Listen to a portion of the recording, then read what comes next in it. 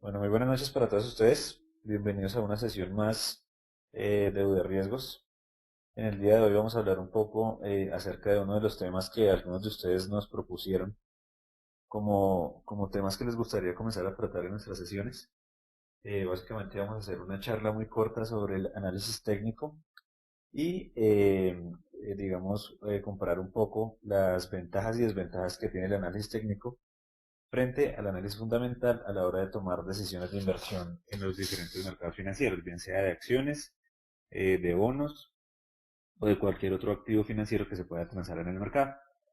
Mi nombre es André González, vamos a tener una charla aproximadamente de 15 minutos y bueno, de esta manera pues queremos continuar contribuyendo pues con el desarrollo del conocimiento en estos temas de inversiones en este caso particularmente. Bueno, para hablar un poco del tema del análisis técnico frente al análisis fundamental, tenemos que partir de un concepto muy importante, que es el concepto de mercados eficientes, es decir, qué es un mercado eficiente, cuándo existe y cuándo no, y por qué es importante, antes de hablar un poco del análisis técnico frente al fundamental. La teoría de mercados eficientes o la hipótesis de los mercados eficientes, básicamente lo que nos dice es que, digamos, por ejemplo, en una bolsa en donde se transan activos, esta bolsa básicamente sería eficiente en la medida en que los activos financieros que se transen en ella reflejen toda la información que existe en el mercado y que se ajuste total y rápidamente a los nuevos datos del mercado. ¿Eso de qué depende? Pues de muchas variables como por ejemplo la liquidez de un activo. En la medida en que un activo transe más, sea mucho más fácil de encontrar compradores y vendedores todo el tiempo en el mercado, cuando por ejemplo se presenta una noticia nueva en el mercado, por ejemplo en el caso de Ecopetrol, se presenta, no sé, un descubrimiento de un pozo petrolero, si el mercado es eficiente y es lo suficientemente líquido, pues tan pronto se conoce esa noticia en el mercado, el precio del activo debería comenzar a descontar esa nueva noticia que modifica la percepción de los agentes sobre el activo. ¿Qué implicaría en el caso de Ecopetrol, por ejemplo? Pues obviamente una subida del precio inmediata. Si el mercado es realmente eficiente, se ajustaría muy rápido a esos nuevos datos del mercado. Bueno, otro punto importante es que en esta teoría de mercados eficientes se supone que todos los títulos están perfectamente valorados. Todos los activos, todos los papeles que se transen en la bolsa están perfectamente valorados. ¿Esto qué implica? Que el precio de mercado de hoy del activo refleja absolutamente todo lo que se debe conocer sobre ese activo como tal.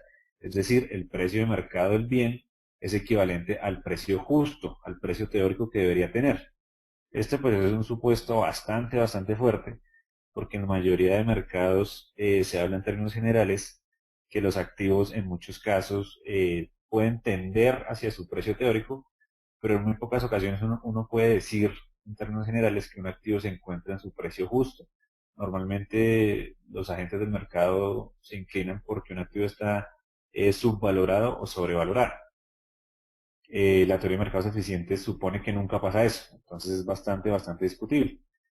Y bueno, una frasecita acá sobre el tema de mercados eficientes nos dice que el mejor pronóstico del precio de mañana será el precio de hoy.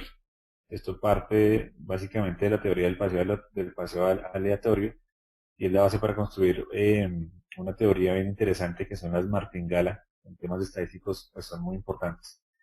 Pero básicamente esta frase lo que nos dice es que si yo creo en la teoría de mercados eficientes, pues básicamente yo no puedo suponer que yo puedo pronosticar a futuro el precio de un activo, porque en teoría el precio de hoy de ese activo financiero refleja absolutamente toda la información disponible en el mercado, información que es absolutamente transparente en teoría, por lo tanto, el mejor pronóstico que yo puedo hacer del precio de un activo para el futuro es el precio que tiene hoy. Por lo tanto, no vale la pena esforzarse en tratar de hacer análisis sobre la empresa, sobre las expectativas del mercado y demás, porque si la teoría de mercados eficientes es cierta, el precio de hoy refleja absolutamente todo lo que se tiene que saber sobre ese activo. Por lo tanto, los análisis, pues, básicamente son inservibles. Eso es lo que dice la teoría de mercados eficientes. Los supuestos que tiene esa teoría son básicamente tres. La primera es que la información es suficiente y completa, es decir, todos los agentes del mercado tienen acceso a toda la información que se necesita de un activo financiero, es decir, no existe información privilegiada. Eso es un tema de entrada bien discutible porque como sabemos en gran parte de los mercados financieros, pues existen agentes del mercado que en algunas ocasiones tienen cierta información que otros agentes no tienen. Entonces acá es donde comienza a ser un poco discutible el tema de si la información es suficiente y es completa, como lo supone esta teoría.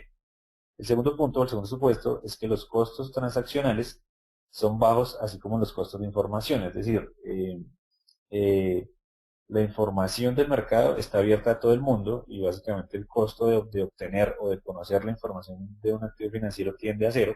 Eso es lo que supone la teoría de mercados eficientes. Y adicional a eso supone que los costos de participar del mercado de cualquier activo son supremamente bajos. Digamos que para algunos activos este tema de los costos transaccionales se cumple, pero para otros no.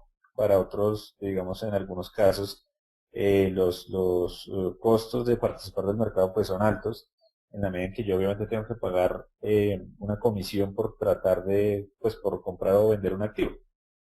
Otro tema bien discutible sobre la teoría de los mercados eficientes, que supone que los costos son supremamente bajos y que también la información es amplia y suficiente.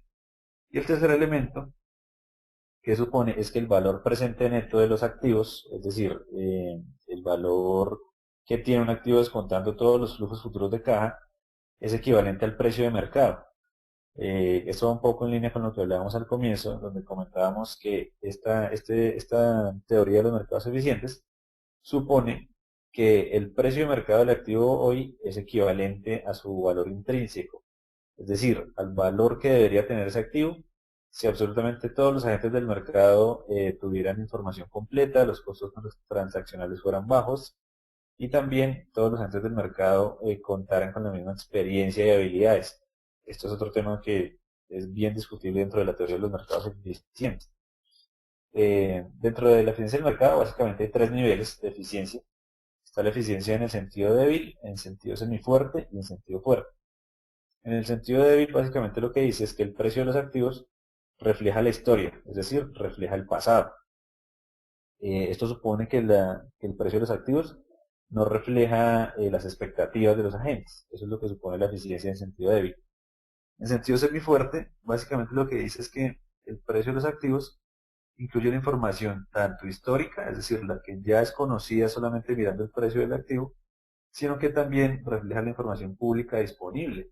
Como todos sabemos, dentro de cualquier mercado hay información que es de fácil acceso para todos los agentes y otra que no lo es tanto. En teoría, toda la información, digamos, dentro de la información, no debería existir al momento de participar del mercado información pública e información privada. Pues la realidad es que generalmente existe información pública e información privada, es decir, alguna información es conocida por todos los agentes y otra no. La eficiencia en el sentido semifuerte supone que los activos reflejan la información pasada, pero también la información pública disponible. Es decir, hay un porcentaje de la información que es la información privada que lastimosamente en el sentido semifuerte, pues los agentes o la totalidad de los agentes no tienen acceso a ella. Y la eficiencia en el sentido fuerte, básicamente lo que hace es incluir los dos elementos anteriores, es decir, suponer que el precio del activo reconoce la información pasada y reconoce toda la información pública disponible, pero también reconoce toda la información que en términos generales se puede llamar privada. Eh, Básicamente en el sentido fuerte supone que todo es perfecto. Eso es lo que supone la teoría de los mercados eficientes en sentido fuerte, que todo es perfecto. Es decir, los costos transaccionales son mínimos, tienden a cero, la información es amplia y suficiente para todos los agentes del mercado y las capacidades, o sea, me refiero con esto a habilidades y experiencia de los agentes, es prácticamente la misma. Son temas bien discutibles, pero eso es lo que supone la teoría de los mercados eficientes. ¿Cuáles son las razones para dudar de que esta teoría de los mercados eficientes es cierta? Pues básicamente lo que ya hemos discutido. Primero, existe información privilegiada en el mercado. No toda la información es pública, lastimosamente. Y cuando es pública, en algunas ocasiones es difícilmente difundida. En muchas ocasiones no todo el mundo puede tener acceso a todas las fuentes de información. En segundo punto, otro tema de discusión es que hay concentración en el poder de decisión de los agentes. No es lo mismo, por ejemplo, la capacidad de compra que tiene una persona natural, en términos de flujos de caja, la capacidad de compra que tiene una persona natural, a la capacidad de compra de un activo que tiene, por ejemplo, un agente institucional como, no sé, un fondo de pensiones o un banco o una empresa grande del sector real. Es diferente a la capacidad de compra que tienen los agentes Por lo tanto, existe concentración en el poder de decisión. Si yo quiero, por ejemplo, comprar la acción de Ecopetrol y tengo 1.000.000 de pesos, pues yo consumo el 1.000.000 de pesos. Pero si una entidad grande quiere comprar Ecopetrol, pues puede hacer compras por 200.000 millones de pesos. Eso obviamente hace que algunos agentes tengan más poder de decisión que otros.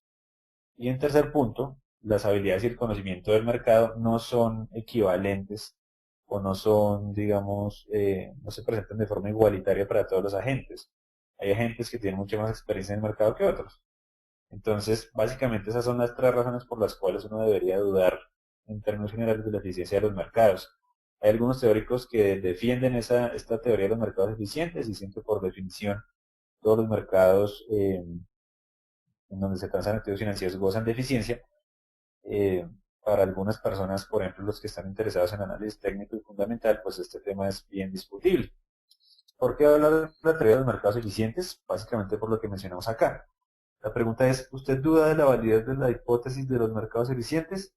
Si usted duda de que eso sea cierto, dado lo que hablamos anteriormente y dado el hecho de que aparentemente en los mercados toda la información no es amplia y suficiente, que los costos transaccionales no son lo suficientemente bajos en algunos casos y demás, que existe información privilegiada en ciertos mercados y demás, si usted duda de que esta hipótesis sea cierta, pues básicamente, si usted duda de eso, eso implica que usted cree que el análisis técnico y el análisis fundamental sí funcionan.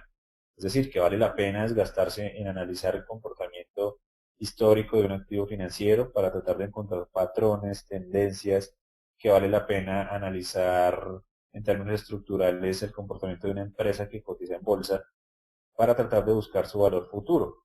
Si uno duda de la hipótesis de mercados eficientes, finalmente lo que uno está diciendo es el precio de hoy no refleja todo lo que toda la información pues del mercado sobre ese activo financiero.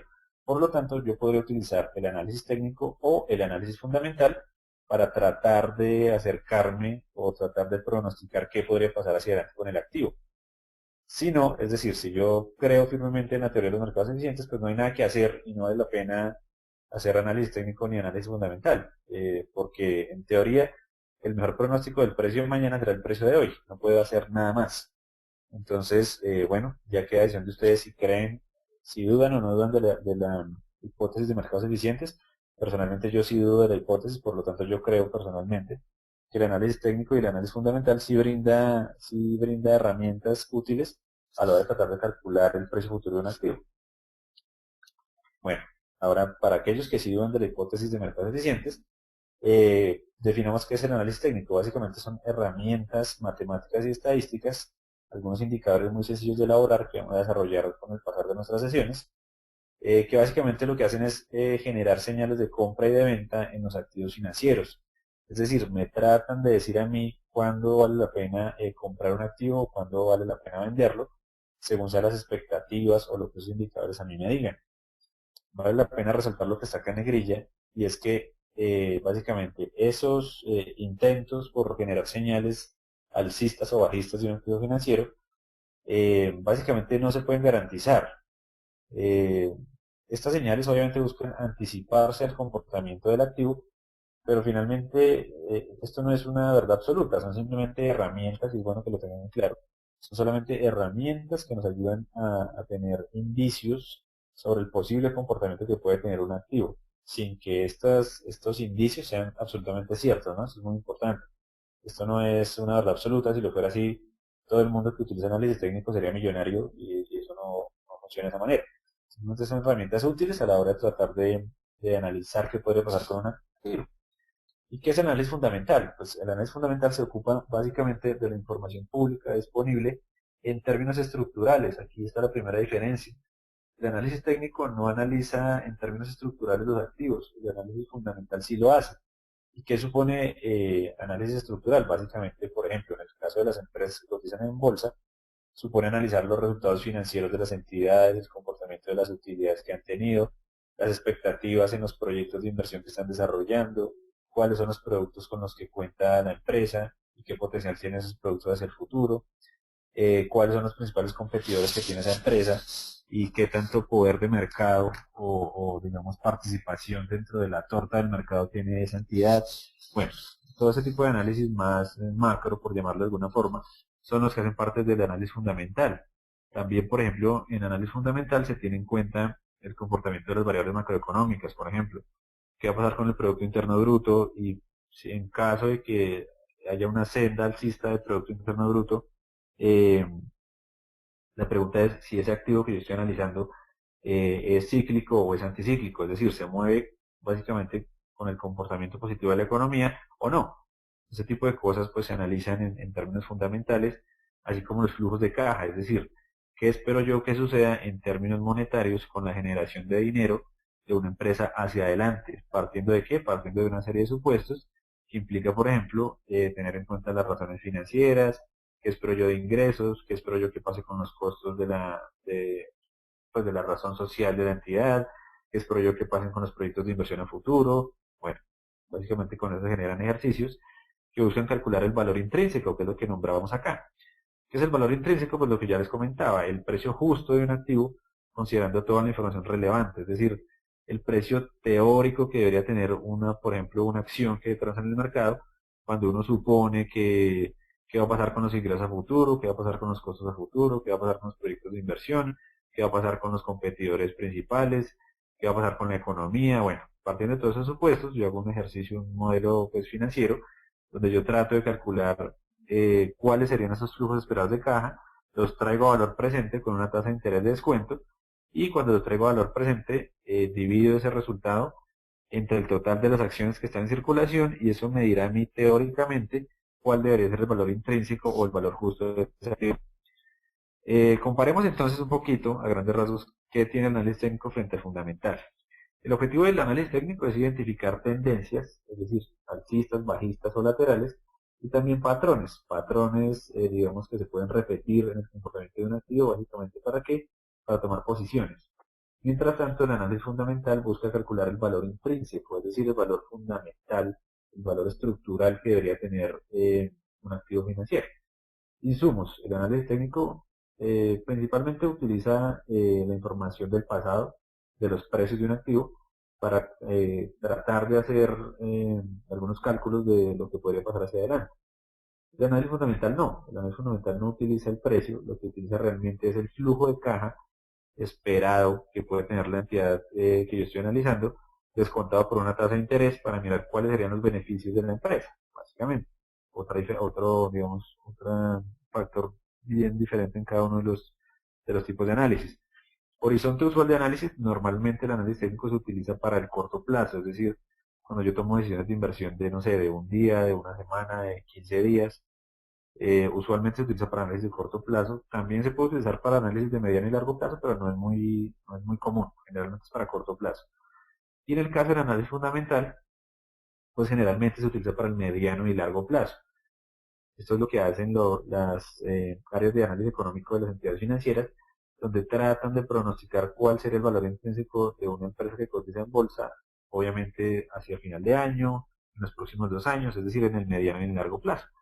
Herramientas, bueno, el análisis técnico utiliza gráficos e indicadores estadísticos que tienen como base el precio, ya se los comenté anteriormente, y el análisis fundamental pues se enfoca más en temas estructurales, como por ejemplo las noticias que hay alrededor de una entidad, los que cotizan en bolsa, las razones financieras, los proyectos empresariales, qué pasa con la competencia, los productos que tienen en el mercado, los flujos de caja esperados, bueno, todos estos elementos. Ventajas y desventajas de uno y del otro. Bueno, ventajas, podríamos decir que el análisis técnico permite identificar patrones y tendencias de corto plazo. Eso es muy útil a la hora de tomar posiciones en cualquier activo financiero eh, para un periodo corto de tiempo. Mientras tanto, el análisis fundamental, la gran ventaja es que cuando yo calculo el valor intrínseco y lo hago de una manera medianamente acertada, pues esta es una herramienta chévere, una herramienta interesante para tratar de saber si la acción que yo estoy analizando está cara o está barata. Eso es muy importante. Ventajas del análisis técnico, pues permite generar niveles de entrada y de salida en activos financieros. Es decir, cuando yo utilizo análisis técnico, esto me ayuda a mí a identificar momentos en los que tal vez puede ser buena idea comprar un activo y momentos en los que tal vez puede ser buena idea venderlo.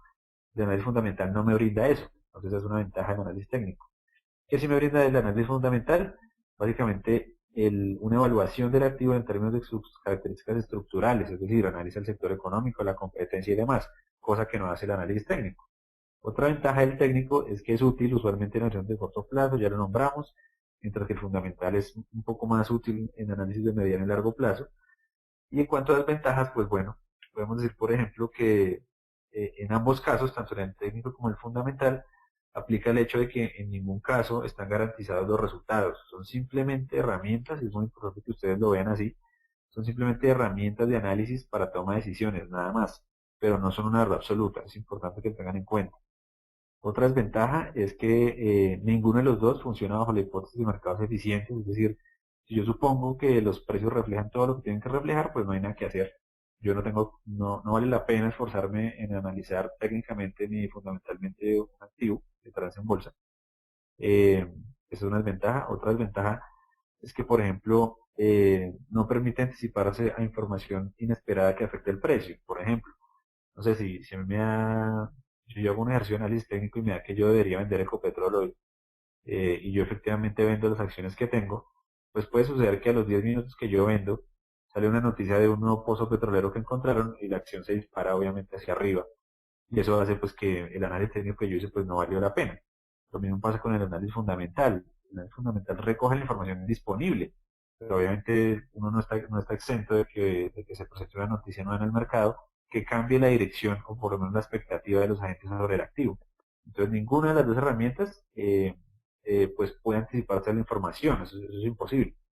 Y finalmente, otra ventaja es que, por ejemplo, en análisis técnico, si los modelos estadísticos o los indicadores que yo desarrollo, que vamos a desarrollar a lo largo de la sesión en nosotros, no están correctamente especificados, es decir, no están bien construidos en términos estadísticos, pues obviamente esos ejercicios nos pueden dar señales erróneas, señales equivocadas, que pueden implicar que yo asuma posiciones en el mercado sin un fundamento válido, es decir, que me equivoque. Si obviamente, como ustedes saben, a la medida en que un modelo estadístico sea ineficiente, pues los resultados que arroje también van a ser ineficientes. Y en este caso, ¿qué implicaría eso? Pues que las tomas de decisión de inversión seguramente serían ineficientes. Lo mismo pasa con el análisis fundamental. Si los modelos que yo utilizo para estimar el valor intrínseco de un activo financiero no están correctamente especificados, pues pasa exactamente lo mismo. Y es que me podría dar señales erróneas de un activo. Es decir, si yo creo que el activo está subvalorado por mi modelo de valor intrínseco, pues y el modelo está, digamos, no está bien especificado, lo que podría suceder es que finalmente no esté subvalorado el activo, sino esté sobrevalorado. Entonces la señal que me indicaría mi modelo pues sería totalmente opuesta a lo que debería decir. Digamos que ambos ejercicios tienen el mismo sesgo, digamos, o la misma desventaja en este caso. Si ustedes me preguntan qué es más útil, si el análisis técnico es fundamental, pues bueno, no hay una respuesta única frente a esa pregunta. Eso depende de cada persona, de cada inversionista. Hay inversionistas que prefieren el análisis técnico, hay inversionistas que piensan que es mucho más útil a la hora de tomar decisiones de inversión. Hay otros que creen que el análisis fundamental es más útil porque digamos que se basa un poco más en temas económicos. Entonces hay agentes del mercado que lo prefieren. Y hay otros que creen que lo mejor es hacer una mezcla de los dos. Como ustedes pueden darse cuenta acá, pues hay unas ventajas del análisis técnico que no ofrece el análisis fundamental y viceversa. Entonces, en muchos casos lo que uno puede hacer es simplemente una mezcla de los dos para tratar de encontrar un poco unas señales, digamos, que le ayuden a uno a tomar decisiones de inversión. Bueno, entonces, bueno, muchas gracias por su tiempo. Espero que esta sesión les haya gustado y les haya sido útil. Cualquier duda que ustedes tengan o temas adicionales pues que quieran que tratemos en nuestras sesiones de riesgos, me pueden escribir a mi correo, es agonzalez@udriesgos.com, o también nos pueden seguir en nuestro Twitter, que es @udriesgos. Ahí estamos constantemente escribiendo sobre diferentes temas económicos, obviamente de riesgo, temas de inversión, para que ustedes nos sigan y también nos planteen sus inquietudes. Y también en nuestra página de internet www.udriesgos.com. Bueno, muchas gracias por acompañarnos y que tengan buena noche.